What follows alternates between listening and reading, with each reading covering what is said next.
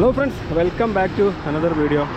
ഞാനിപ്പോൾ നിൽക്കുന്നത് നമ്മുടെ ബാംഗ്ലൂർ മൈസൂർ എക്സ്പ്രസ് ഹൈവേയിലാണ്. ഇപ്പോൾ ഇവിടെ നിൽക്കാനുള്ള കാരണം എന്താണെന്ന് വെച്ചാൽ ഈ ഒരു ബോക്സ് ഉണ്ടല്ലോ, ഇതിപ്പോൾ ഞാൻ ഒരുപാടായി ഇങ്ങനെ കാണുന്നത്. അപ്പോൾ അതിനെക്കുറിച്ചൊന്ന് പറയാമെന്ന് വിചാരിച്ചു.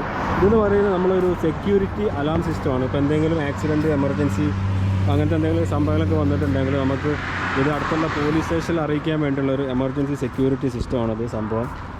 അപ്പോൾ ഇത് പ്രത്യേകിച്ച് എന്താ പറയുക, ഈ റോഡ് എന്ന് പറയുന്നത് അധികം വളരെ വിജനമായിട്ടുള്ള സ്ഥലത്തിലൂടെ പോകുന്നത്. അപ്പോൾ അതുകൊണ്ട് തന്നെ ഒരുപാട് ആക്സിഡൻറ്റുകളും അതുപോലെ പിടിച്ചുപറി അങ്ങനെ സംഭവങ്ങളെല്ലാം നടക്കുന്നൊരു ഏരിയയാണത്.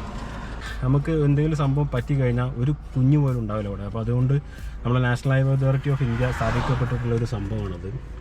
ഉപകാരപ്പെടുന്ന ഒരു സംഭവമാണ്, പ്രത്യേകിച്ച് നമ്മളെ മലയാളീസിനൊക്കെ. കാരണം ഈ പിടിച്ചുപറിയും അടിക്കലൊക്കെ നടക്കുന്നത് പ്രത്യേകിച്ച് KL രജിസ്റ്റേർഡ് വണ്ടികളിലൊക്കെയാണ്.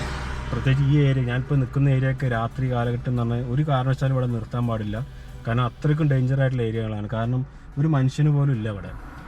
ഈ ഒരു ബോക്സ് എന്ന് പറയുന്നത് എല്ലായിടത്തൊന്നും ഇല്ല, നമുക്കിത് എല്ലായിടത്തൊന്നും കാണാൻ പറ്റില്ല. ആളുകളില്ലാത്ത എന്താ പറയുക, ഈ റോഡ് അധികം പോകുന്ന വിജനമായ സ്ഥലത്തിലൂടെ 90% അങ്ങനെ തന്നെയാണ് പോകുന്നത്.